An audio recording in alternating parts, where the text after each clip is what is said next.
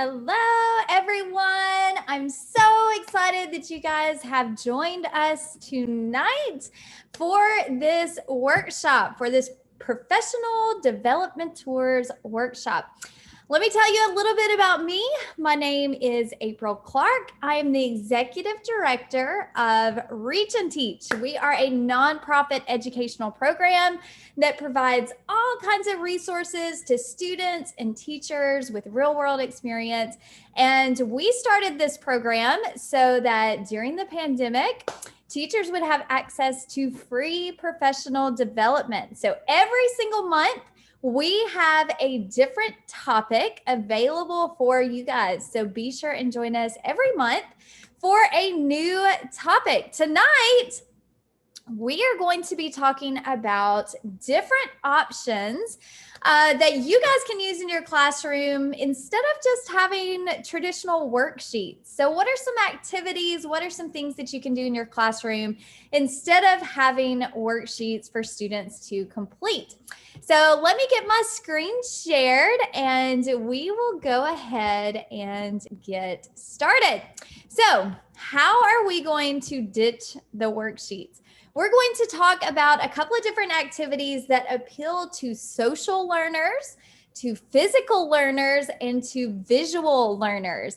And all of these activities I have used in my own classroom. I'm a former business education marketing teacher, and I have used each one of these activities in my classroom to really reach out to these students that tend to slip through the cracks, the ones that don't really care about school, the ones that aren't super engaged. Hopefully these activities will reach those students in your classroom as well too. So let's go ahead and get started. We will start with social learners. Oh, one thing I did forget to tell you, if you have questions, first of all, you can drop those into the chat or we'll have like a Q&A at the end so you can unmute yourself. But I'm gonna put into the chat a guide for you guys that you can use to kind of follow along and think about how you would implement these activities in the classroom. So I just dropped that into the chat so that you guys can access that. You can download it and use it however you want. But first, let's talk about social learners. Social learners really engage with group work. They like collaboration. They love interaction with peers. So what are some things that you can do instead of just having them complete a worksheet? Because a lot of times, worksheets are more independent. Students complete those on their own.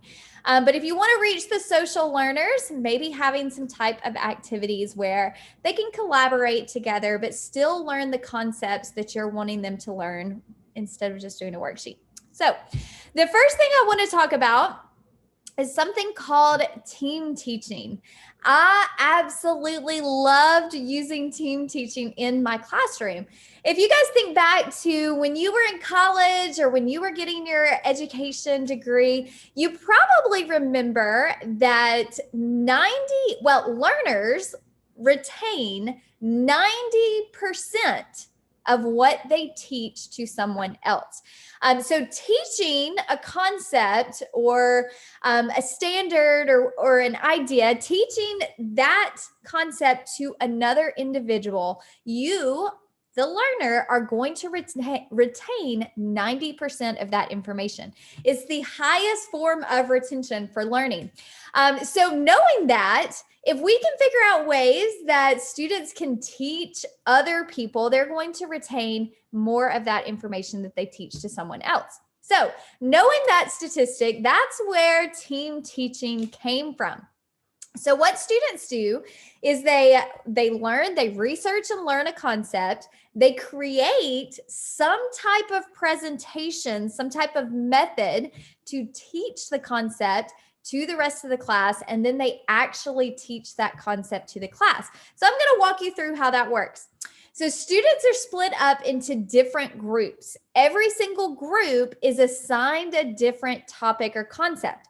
So when I use this in my classroom, typically I would split students into groups of 3, maybe 4 students, and I would assign each group a different topic. So a lot of times I would do this with definitions that I wanted them to learn, or maybe like the 4 P's of marketing. I would assign each group a different P, or, like the steps in the selling process, I would assign each group a different step.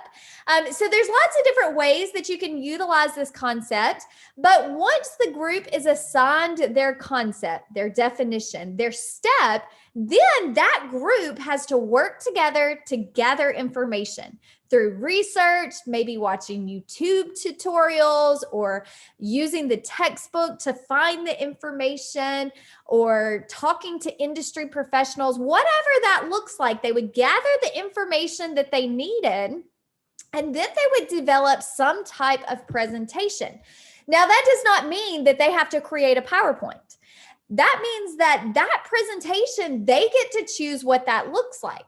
So maybe they develop a game for the class to play, or some type of role play activity, or maybe they even create a worksheet for students to complete, or maybe it's some type of video that they create, or podcast, or maybe it is a PowerPoint or a Nearpod, or Powtoon. If you guys have ever used Powtoon, students can create little cartoon animated clips using Powtoon. So students get to decide whatever the presentation method is, students get to choose, and then they have to actually execute that lesson, that presentation that they created. They teach to the rest of the class.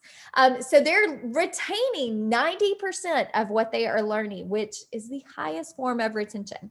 So I'm going to show you what that looked like. This is an actual part of a lesson plan that I've used in my classroom, and we currently still use this same similar setup in a lot of the Reach and Teach curriculum that we have. So here's what it would look like. This is actually copied and pasted straight out of a lesson plan. So the first thing it says, allow students to team teach using the following format. Divide students into groups, just like I mentioned before. So for this lesson, students were learning the different steps of the selling process. So you can see there's 7 different steps there. And, maybe with this lesson, since there's so many steps, I might assign, 2 students to a group instead of 4. Or if we wanted larger groups, I could assign 2 steps to each group that they had to teach. So these were the instructions that I would give the class. They have to define the assigned step. Okay, so they would have to define what prospecting is or what pre-approach is. They would have to define that. Then they would have to provide an example, a real world example of how that step, that process works in the entertainment industry. So this came out of a sports and entertainment marketing class lesson plan, but they would have to provide an example of how that works in the real world. And then this project, or this lesson plan, is part of a bigger project. So this project is part of creating a concert that they have on campus. So then they not only have to provide a real world example, they have to apply what that step in the selling process would look like with the concert project that these students were working on. So the way I would do this a lot of times in my classroom is I would allow each group about 20 minutes to develop their presentation. Now, I know that doesn't sound like a lot of time, but really they only have one step or one definition to research and find information about. This also helps keep them on task. This also helps them with time management. So I would allow about 20 minutes, and then each group had to present or teach that lesson. I would require them to use one form of technology. So I gave some examples here: PowerPoint, Prezi, Nearpod, Powtoon, whatever that form of technology is. And this can be adapted to any sort of project or concept that you're trying to teach students in your class. So instead of requiring them to use technology, you could put your own stipulations in there as well too. So then after the presentation, the teacher I like to call it the facilitator, not the teacher. The facilitator would review the concepts presented by the students and then solicit questions from the students. So what I would always do is I would ask the remaining students, do you guys have any questions? And then I would require the team to answer the questions that the students in the class had. Now you might be thinking, how in the world do you grade such a thing? Well, you are in luck because I'm going to share with you guys our grade sheet and grading rubric. So this is the grade sheet and grading rubric that we actually use with Reach and Teach. It's the exact same one that I always used in my classroom. And so after this workshop, I will be sure and email you guys PDF copies of this so that you will have it. But you can see that on the grade sheet, they are graded in 5 different categories: teamwork, time management. Those are together. So, if they didn't use their 20 minutes wisely, maybe they didn't get finished, they're not going to get a very high score. Presentation creativity. I had some students in my class create some really creative presentations. It's fun for us to see as teachers what students come up with when they have the freedom to choose how they complete an assignment. So as I mentioned before, I had some students that created a game for students to play, or they created some type of role play where they acted out whatever they were trying to teach to the class. So that's included with the presentation creativity. And then, of course, the technical things like, did they give the definition like they were asked to? Did they provide a real world example? Did they apply the concept to whatever project we were working on? All of that's included. So you can see the grading rubric there, and we'll be sure and send that to you guys. Okay, so team teaching, it's one of my favorites. I always loved it. And it really takes the prep work off the teacher too. So nobody wants to see teachers stand in front of the class and talk for 40 minutes. This allows your students to have different individuals, different teachers teaching them information. So it's always fun to see that. And it requires students to get uncomfortable or get comfortable with being uncomfortable, which I always love to do in my class too. Okay, so the next thing, this is for social learners. So still talking about social learners. The next activity is debate. So if you guys have ever used a debate in your classroom, you probably know that it's students are always going to have differing opinions, and this is a great way for students to learn how to express their opinions in a respectful way, which we all know is so important in this day and time. I know so many adults that don't know how to do this. So if we can teach students to use this concept of expressing their opinions and listening to other people's opinions in a respectful way, that's always a huge positive. Because, we as teachers, we're not just here to feed content. We're also here to produce productive citizens. And I think, these type of skills are definitely important for productive citizens.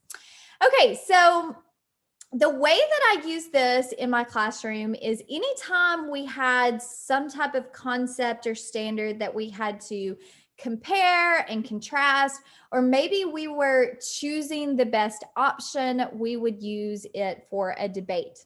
So what does that actually look like in a classroom? This is the example that I'm going to use for you guys. Again, this comes directly from a lesson plan that I used. Students had to debate the similarities and differences of social media marketing on Facebook and Instagram. Okay, so what I did was I had students choose which statement they agreed with most, or they believed to be true. The first statement was marketing on both platforms is pretty much the same thing. There's not a lot of differences. And then the other option was marketing on each platform is very different. So I had students choose which statement they identified with, and then I split them into groups based on their choices. So I feel like this is really important because I always wanted students to truly believe in whatever it was that they were arguing for. Like, and I say arguing in a good way, not a bad way, but I wanted them to really believe in whatever statement that they were defending. So you might be thinking, well, what if students choose the same thing? So instead of having them say out loud which statement they agreed with, I always had them write it down because I didn't want them to base their opinions on any other student. Because, you know, you're always going to have a student give their opinion and, you know, you have that bandwagon effect. So I would have the students choose which statement they believed in some type of secretive manner, whether it's writing it down, circling it on a piece of paper. And I never gave them like a heads up on what we were doing because I didn't want them to talk with their friends and figure out what their friends were saying. I wanted it to be their true opinion. So then I would group the students based on their choices. So similar choices together, they were on teams, and then they would debate. Okay, so I'm going to, and I always reminded them, this is a big thing of how to be polite and respectful to their opponents. That was number one rule in my classroom. You have to use respect. So this is what the debate instructions look like. Again, this is something that we use through the Reach and Teach program, but it is something that I used prior to Reach and Teach in my own classroom. And I know this is kind of hard to read, but again, we will send this to you to use in your own classroom so that you'll have it in front of you on a PDF. So what does that look like? Well, first of all, you have to give students this prep time, just like a real debate. Maybe you have a debate team at your school, or you've, gone to some type of debate competition, but students get 5 minutes of preparation. This is where they start gathering evidence to really defend their opinion. So in this case, with them deciding how social media marketing was different or similar on Facebook and Instagram, they had to do some research, figure out what are some effective strategies. Is it the same strategies for both platforms? Are they the same? Why are they different? So they had to gather all this evidence, and then each team is given 5 minutes for their initial argument. That's 5 minutes of uninterrupted time where each team can defend their opinion. Okay, so then there's a question and answer period. Oh, one thing I did forget to say. So each team has one speaker that speaks for the whole group, and all the other people on that team are note takers. Now, note taking is extremely important because a lot of times the speaker doesn't have enough time to really process what the other team is saying. So the note takers are constantly taking notes on what the other team, the opposing side, is saying so that they can defend their position. Okay. And then the question and answer period, you get 1 minute to answer the question per question. And then there's a rebuttal. So the teams have 4 minutes to prepare for the rebuttal, and then they have 5 minutes for the actual rebuttal itself. And then, of course, closing arguments. Now, you may be thinking, well, how in the world do you settle the debate? Well, you always want to make sure you have some neutral team members or neutral classmates. So you might use students in your class to be that neutral side that's going to overall choose the overall opinion. Or I love to bring in other teachers or maybe even school board members, the administration. This is a great activity for you to bring in maybe your administration at your school to see what you're doing in the classroom and to be that deciding voice of, what is the overall outcome, who wins this debate. But what I've seen a lot of times in my classroom is there's really never like an overall winner, right? It's always good for each side to see there's really good points on each side of the debate.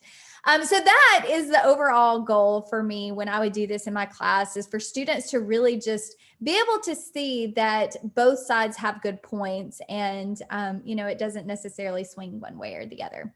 So I loved using the debate. I never really used this as like a graded activity. It was more of just a practicing communication, practicing leadership and teamwork, listening skills, note-taking skills.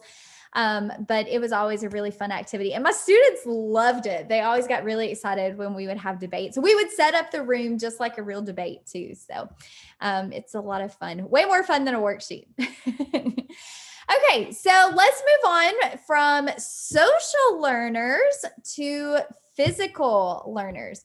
So when we talk about physical learners, these are the students that really like to do hands-on type projects. They like building, creating, and really having some type of tangible outcome, something that they can touch, feel, be a part of. That's really important to physical learners. So one of the things that I always did in my classroom with the physical learners is we would do a talk show, or I've seen a lot of classes do a podcast. So when I was teaching in the classroom, podcasting wasn't like super popular, but now, podcasting is all the rage. And I think it's really important for us to expose our students to podcasting, because that can be an extremely lucrative career with not a lot of upfront education or expenses up front. And so I think it's important to expose students to podcasting. That's something that they can go ahead and start creating content now, getting that experience now. And podcasting can be done from a cell phone. Like, there's not a lot of equipment that has to go into it. So I think it's really cool when teachers use podcasts. I personally never did, but I think it's awesome. And I think it has kind of the same type of layout that I always used in my class too. So with a talk show, this is what we would do. Every single episode would feature some type of concept or standard that they had learned. I always did it on a weekly basis. So every Friday was our talk show day. Students would have to plan out the questions that were going to be asked, the content that was going to be covered, any guest that they interviewed. So maybe they interviewed students in the class. Sometimes they interviewed industry professionals. A lot of times I would have them reach out to different people in the community, whether it be stakeholders at our school, so maybe school board members, parents, local business owners. And we almost never had a no. Like, everyone was so excited to be involved with this type of project. But every single episode included a new concept. They had to give real world examples, and they had to provide like a clear explanation of whatever it was that they had learned. So in my class, I use this as a review activity. Whatever we had learned that week, students had to create content to really review what they had learned. And again, teaching it to someone else, they're going to learn more. So I'm going to show you guys an example, and I dug through like all of my old files to try to find some examples. And unfortunately, this was one of the only ones that I came up with, but I think it'll kind of give you a clear idea. And when I say talk show, this absolutely does not have to be anything professional by any means. Again, it can be done with a cell phone. We actually had a green screen in my class that we inherited from another class. We had a lighting kit that we used. And so those two things were pretty much the only thing that we used for our talk show. Okay, so here's the example. I hope you guys can hear it.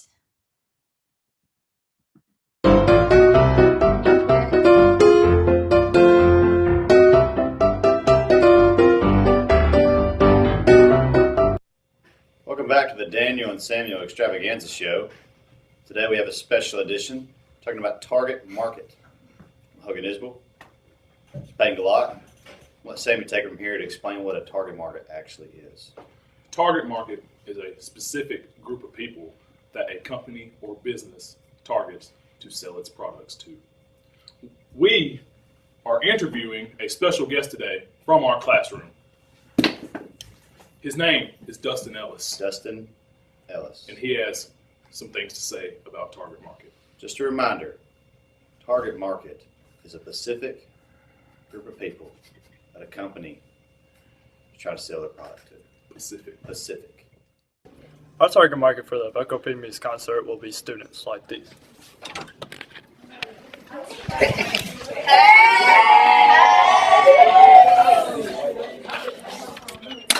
Students usually love hanging out with their friends and listening to music, so we will create exciting and fun advertisements directed directly towards the students. First question for old Dust Bowl is, what is the target market For Coca-Cola. for Coke? Although Coke does not have a specific target market, their main consumers are ages 12 to 30. This is why their share of their Coke ad includes teenagers and young adults. The last question for Dust Mite is, what is a target market for Snickers? Because we all know you're not you when you're hungry.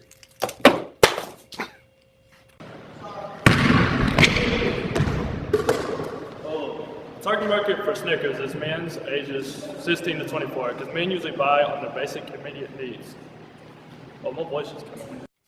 Thanks for tuning in to the Daniel and Samuel Show. I have no idea what we're going to be talking about next time. We hope you're here. Expect some bloopers. Kachiga.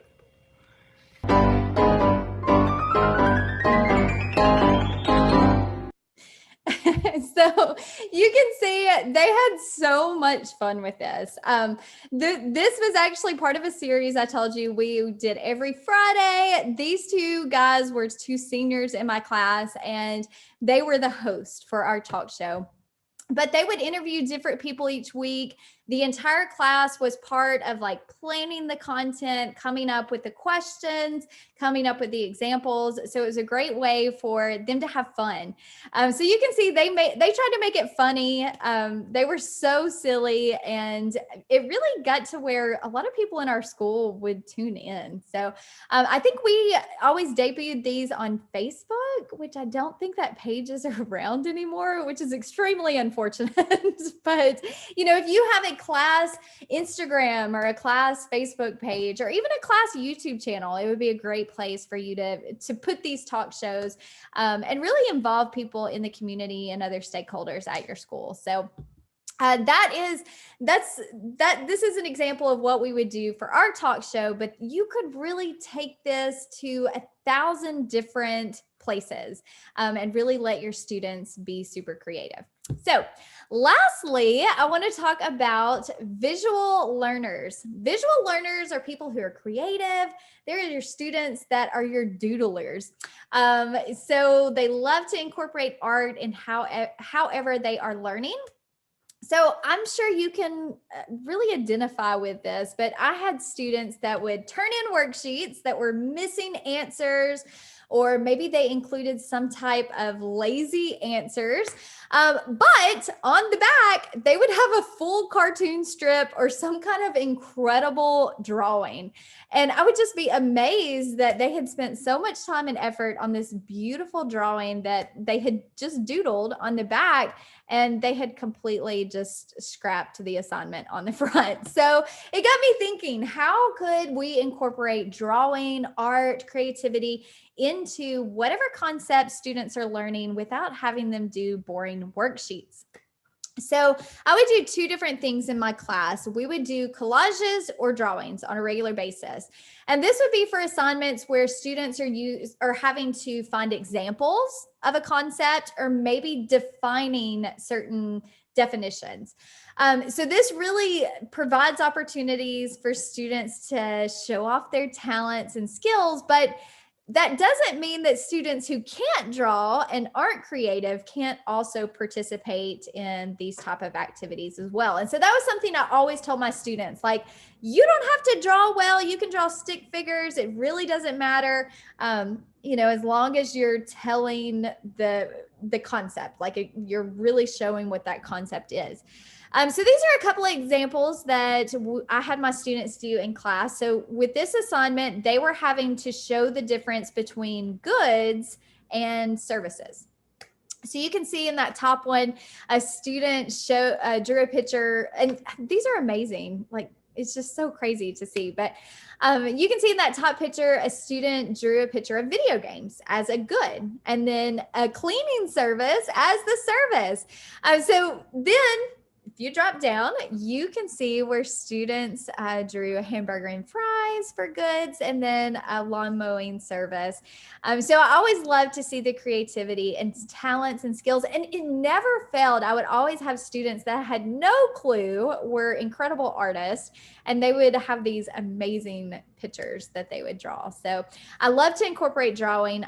Even though I taught business and marketing, I always had a complete like creative corner. So I had markers and colored pencils and glue and scissors and all of these different things so that students could really feel like they could tap into their creative side. So another thing that I would do is have students create collages. Now, collages can be done digitally or in like physical format. If you don't use Canva in your class, I totally recommend Canva. I love it. It's 100% free. Students can sign up just using their Gmail for free, and they have access to so much stuff. So this is a collage done by a student that using Canva. And so they were defining market segmentation. So this one specifically is about psychographics. So psychographic segmentation, you can see the student included different pictures that showed what psychographics were, included different word art. My students loved using Canva. It really allowed them to choose pictures, choose designs, use the different fonts, and that was always exciting for them. And then, of course, you can always use magazines and scissors and glue. I always had all of my friends and family save their old magazines. And I don't know if you guys know this, but as a teacher, as a classroom, you can actually sign up and get free subscriptions to tons of magazines. Yes. I always had a subscription to Sports Illustrated for my classroom, but I will warn you, you got to make sure and flip through those magazines before you put them in your class. There were many times that I was tearing out pages of inappropriate content, but Better Homes and Garden, like the business journal magazines and stuff like that, you can get free subscriptions. So look into that if you're a teacher for your classrooms. But I always kept a huge stack of magazines when we would do different activities like this, where they had to, define different things, whether it's, market segmentation or, the selling process or whatever it might be. And I always did a really fun activity at the very beginning of the school year within the first 3 days where students had to create a collage about themselves. We actually did that with magazines. They had to cut out words and pictures that really showed themselves. And I put them up in our hallway, and it was always super colorful, and the students loved seeing it when they came in. So any way that you can incorporate design and drawing and markers and paint and creativity. My classroom was right beside our art classroom. So it always happened that I would peek my head in and be like, hey, can I borrow some paintbrushes or whatever it might be, even though I was teaching business.